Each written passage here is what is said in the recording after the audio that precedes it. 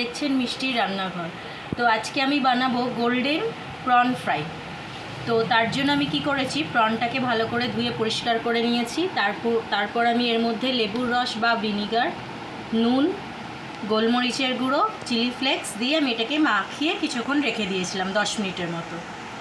এছাড়া এর জন্য আমার লাগবে, আমি একটু ময়দাকে একটু গাঢ় করে জলে গুলে নিয়েছি, আর ব্রেড ক্রাম্ব, আর ভাজার জন্য সাদা তেল, ব্যাস। আর আমার কিছু লাগবে না এটা বানানো। আমি কি করব, এই প্রনটাকে এরম এই যে গাঢ় যেটা আমি গুলে রেখেছি ব্যাটারটা, এটা আমি প্রত্যেকটা প্রনের গায়ে এরমভাবে মাখিয়ে দেবো।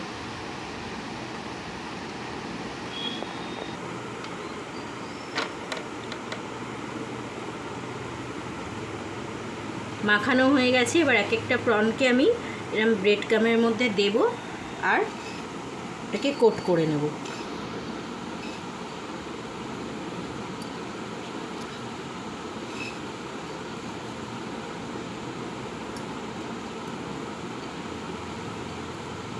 বেশি কোট করতে হবে না, হালকা করে করলেই হবে।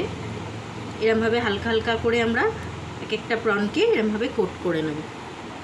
বন্ধুরা, এইভাবে আমি কোট করে নিয়েছি ব্রেড ক্রাম্বের সাথে। এবার এটাকে আমি 10 মিনিট ফ্রিজে রাখবো রেস্টের জন্য, তারপরে এটাকে আমি ফ্রাই করব। দেখুন বন্ধুরা, 10 মিনিট হয়ে গেছে। আমি চিংড়ি মাছটা যেটাকে আমি রেস্টে রেখেছিলাম সেটার 10 মিনিট কমপ্লিট হয়ে গেছে। এবার কড়াইয়ের মধ্যে আমি তেল দিয়েছি, তেল গরম হয়ে গেছে। এবার আমি একটা একটা করে আস্তে আস্তে ছেড়ে দেবো। এটাকে আমি একদম গোল্ডেন করে ফ্রাই করে নেব। যে দেখুন বন্ধুরা, এটা একদম গোল্ডেন করে আমি ফ্রাই করে নিয়েছি। এবার একটা একটা করে আমি তুলে নেব। তারপরে বাকি মাছগুলোকে আমি এইভাবেই গোল্ডেন করে ফ্রাই করে নিয়েছি। বন্ধুরা, আমার গোল্ডেন প্রন ফ্রাই রেডি হয়ে গেছে। কত কম সময়ে অল্প উপকরণে আমি এটাকে বানিয়ে ফেললাম। বাড়িতে যদি হঠাৎ করে কোনো গেস্ট আসে, আপনারাও এইভাবে বানিয়ে ফেলতে পারেন। ভীষণ টেস্টি হয়, আর বাচ্চাদেরও এটা ভীষণ ভালো লাগবে।